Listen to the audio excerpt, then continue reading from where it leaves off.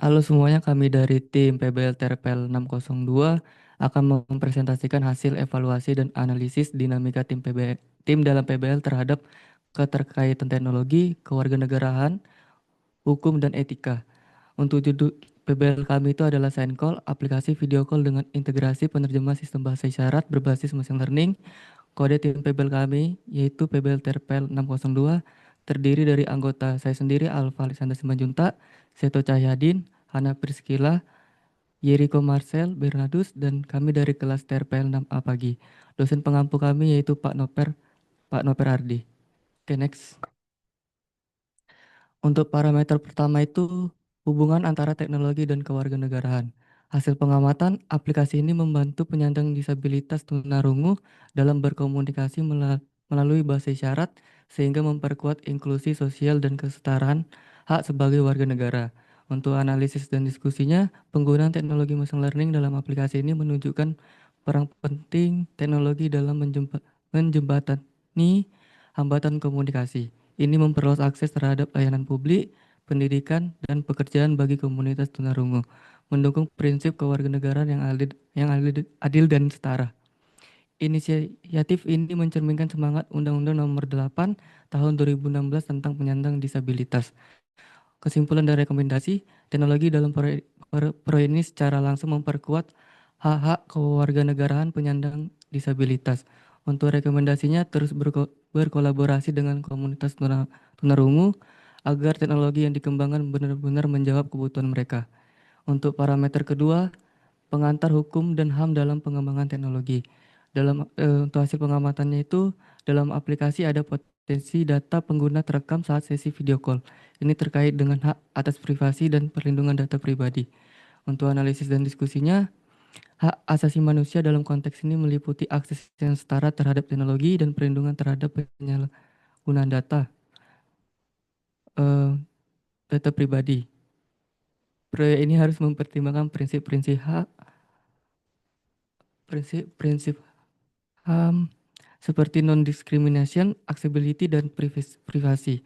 Penting untuk menyelesaikan dengan UU ITE dan RUU Perlindungan Data Pribadi dalam pengelolaan data.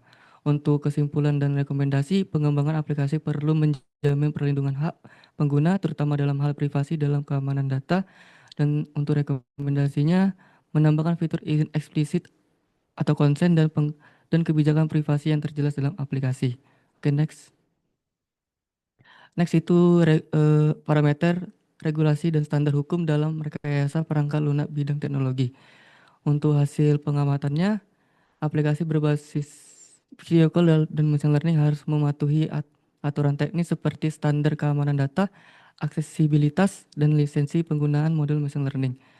Dan untuk analisis dan diskusinya, beberapa regulasi relevan termasuk UU ITE, UU Hak Cipta, serta standar internasional seperti ISO IEC 27001 atau keamanan informasi. Penggunaan library machine learning atau API pihak ketiga juga harus memperhatikan lisensi open source. Proyek ini harus memastikan rekayasa perangkat lunak dilakukan secara legal dan etis. Dan untuk kesimpulan dan rekomendasinya, proyek harus mengikuti peraturan yang berlaku untuk menjamin legalitas dan kepercayaan pengguna. Rekomendasinya, dokumentasikan semua komponen teknologi yang digunakan dan pastikan sesuai dengan regulasi serta standar industri. Oke, untuk parameter yang keempat yaitu penerapan etika dalam pengembangan perangkat lunak. Untuk hasil pengamatannya yaitu dalam proses pengembangan aplikasi, tim berfokus pada fungsionalitas dan keakuratan penerjemahan bahasa isyarat. Namun belum ada penerapan prinsip informed consent atau persetujuan eksplisit dari pengguna terkait penggunaan data video dan bahasa isyarat. Dan untuk analisis dan serta diskusinya, pengembangan teknologi ini inklusif, eh, menghindari bias sistemik yang dapat berdampak pada kelompok rentan, termasuk penyandang disabilitas. Ini sejalan dengan semangat Undang-Undang Nomor 8 Tahun 2016 tentang penyandang disabilitas, yang mengamanatkan perlakuan setara dan akses terhadap teknologi bagi semua warga negara. Dan untuk kesimpulannya, penerapan etika dalam pengembangan perangkat lunak masih bersifat terbatas. Upaya menjaga keamanan data sedang dilakukan. Sedangkan untuk rekomendasinya, melakukan evaluasi bias algoritma dengan melibatkan pengguna dari berbagai latar belakang bahasa isyarat. Selanjutnya parameter yang kelima yaitu kewarganegaraan digital dan dampaknya terhadap masyarakat. Untuk hasil pengamatannya, penggunaan aplikasi ini mendorong partisipasi aktif penyandang disabilitas dalam ruang digital. Aplikasi ini memungkinkan mereka berkomunikasi secara lebih setara dalam pertemuan daring, baik dalam konteks pendidikan, pekerjaan, maupun layanan publik. Untuk analisis dan diskusinya, aplikasi yang dikembangkan membuka peluang bagi penyandang tunarungu untuk terlibat lebih luas dalam ekosistem digital, yang sebelumnya seringkali tidak ramah terhadap mereka.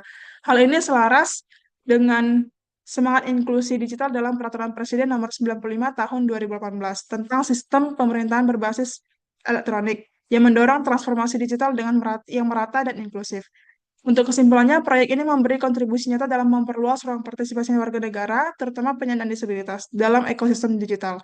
Rekomendasi dari parameter ini menambahkan fitur edukasi tentang literasi digital dalam aplikasi, seperti panduan etika berkomunikasi online dan perlindungan data pribadi. Selanjutnya, parameter yang keenam, yaitu studi kasus tanggung jawab sosial dalam industri teknologi. Untuk hasil pengamatan, proyek ini dikembangkan dengan tujuan utama untuk mengatasi hambatan komunikasi yang dialami oleh penyandang disabilitas tunarungu, khususnya dalam kegiatan daring. Tim ini menunjukkan kepedulian sosial dengan memilih solusi teknologi yang mendukung kesetaraan akses. Selanjutnya untuk analisis dan diskusinya, tanggung jawab sosial dalam industri teknologi tidak hanya mencakup penciptaan produk yang bermanfaat, tetapi juga bagaimana produk tersebut memberikan dampak positif yang nyata dan berkelanjutan bagi masyarakat. Aplikasi ini merupakan contoh nyata bahwa teknologi dapat diarahkan untuk mengatasi ketimpangan sosial, khususnya dalam hal akses komunikasi bagi penyandang disabilitas. Praktik ini sejalan dengan prinsip Corporate Social Responsibility atau CSR dalam konteks teknologi yang mencakup inklusi digital, akses setara, dan pemberdayaan kelompok rentan. Selain itu, hal ini mencerminkan semangat dari Undang-Undang Nomor 40 Tahun 2007 tentang perseroan terbatas, Pasal 74, yang mewajibkan perusahaan menjalankan tanggung jawab sosial dan lingkungan, termasuk bagi entitas teknologi dalam lingkup yang lebih luas. Sedangkan untuk kesimpulannya, proyek ini merupakan contoh awal yang baik dari penerapan tanggung jawab sosial di bidang teknologi, karena berfokus pada inklusi penyandang disabilitas. Untuk rekomendasi, yang pertama adalah membangun kemitraan strategis dengan organisasi penyandang disabilitas untuk pengembangan dan pengujian aplikasi. Dan yang kedua, menyediakan modul pembelajaran singkat kepada pengguna untuk meningkatkan literasi teknologi. Oke, parameter ketujuh, demokrasi dalam pengambilan keputusan tim. Hasil pengamatan selama kerja bareng di proyek PBL, tim cukup sering berdiskusi untuk mengambil keputusan. Misalnya saat menentuin pakai CNN dan TFJS untuk mendeteksi bahasa isyarat. Semua diajak ngobrol walaupun yang ngerti teknis lebih dominan, tetap tiap anggota dikasih kesempatan buat menyampaikan pendapatnya. Selanjutnya analisis dan diskusi, walaupun semua bisa diikut diskusi, keputusan kadang lebih ditentukan sama yang ngerti teknis. Ini bisa dimaklumi karena nggak semua punya pemahaman yang sama. Tapi yang paham juga berusaha jelasin ke yang lebih, yang lain biar semua mengerti. Jadi kalau walau nggak sepenuhnya seimbang, tim tetap saling dengerin. Kesimpulan dan rekomendasi, tim udah lumayan demokratis, tapi tetap perlu tingkatin. Mungkin bisa coba pakai voting atau sistem giliran ngomong biar nggak lebih berat sebelah. Selain itu bisa juga adain sharing kecil-kecilan biar semua lebih paham dan percaya diri ikut ambil keputusan. Parameter selanjutnya, parameter 8, keterbukaan dan partisipasi dalam pengembangan perangkat lunak. Hasil pengamatan tim udah lumayan demokratis tapi tetap perlu ditingkatin. Mungkin bisa coba pakai voting atau sistem giliran ngomong biar nggak berat sebelah. Selain itu juga bisa adain sharing kecil-kecilan biar semua lebih paham dan percaya diri ikut ambil keputusan. Analisis dan diskusi transparansi udah oke karena semua bisa lihat dan akses kerjaan, tapi soal partisipasi emang belum rata. Tim sadar soal ini. Jadi mulai bagi tugas sesuai kemampuan dan ada juga yang mengajari dasar-dasarnya buat yang belum terlalu mengerti teknis. Kesimpulan dan rekomendasi, keterbukaan udah jalan, tapi partisipasi perlu ditingkatkan. Saran ke depan bisa dicoba sistem rotasi peran atau latihan bareng biar semua bisa lebih terlibat aktif. Jadi bukan cuma yang jago aja yang kerja, tapi semua bisa kontribusi sesuai kemampuan. Parameter selanjutnya, parameter 9, kebebasan berekspresi dan regulasi internet. Hasil pengamatan selama pengerjaan proyek, tiap anggota bebas buat kasih ide, mulai dari fitur sampai UI. Tapi pas ngomongin soal pakai kamera buat deteksi bahasa isyarat, tim mulai mikir soal privasi penggunaan. Mulai deh muncul obrolan soal UU ITE dan data pribadi. Analisis dan diskusi, kebebasan nyampain ide udah bagus, tapi karena proyek ini berhubungan sama data pengguna, tim makin sadar pentingnya aturan di internet. Mulai dibahas juga tentang kasih pemberitahuan izin kamera dan bikin kebijakan privasi biar nggak nabrak hukum. Selanjutnya kesimpulan dan rekomendasi. Tim udah bebas berekspresi dan mulai paham pentingnya regulasi, tapi mulai perlu belajar lebih lanjut soal hukum digital. Disarankan cari info lebih dalam atau tanya ke dosen atau dosen hukum atau hukum biar nggak salah langkah. Juga penting buat nambah fitur izin, akses, dan privasi di aplikasi nantinya. Selanjutnya akan dijelaskan oleh rekan saya. Oke, selanjutnya parameter evaluasi ke-10 yaitu tentang perlindungan data pribadi dan keamanan digital. Hasil pengamatannya, aplikasi meminta izin akses kamera dan mikrofon saat digunakan karena butuh data video pengguna. Analisis dan diskusinya karena aplikasi memakai data sensitif seperti wajah dan suara, maka harus menjaga privasi pengguna. Sesuai Undang-Undang Perlindungan Data Pribadi, setiap penggunaan data harus ada izin dan dijelaskan dengan jujur. Kesimpulan dan rekomendasinya, privasi pengguna belum terlindungi maksimal. Disarankan untuk menambahkan kebijakan kebijakan privasi, fitur izin eksplisit, dan sistem keamanan data seperti enkripsi. Selanjutnya, parameter evaluasinya tentang nilai-nilai Pancasila dalam inovasi teknologi. Hasil pengamatannya, aplikasi membantu penyandang tuli agar bisa berkomunikasi lebih mudah. Ini mencerminkan semangat kesetaraan dan kebersamaan. Analisis dan diskusinya, inovasi ini sejalan dengan Pancasila, terutama sila kedua, kemanusiaan, dan sila ketiga tentang persatuan, dan sila kelima tentang keadilan sosial. Karena memberi akses teknologi yang adil bagi semua. Kesimpulan dan rekomendasinya tentang teknologi yang dikembangkan sudah sesuai dengan nilai Pancasila.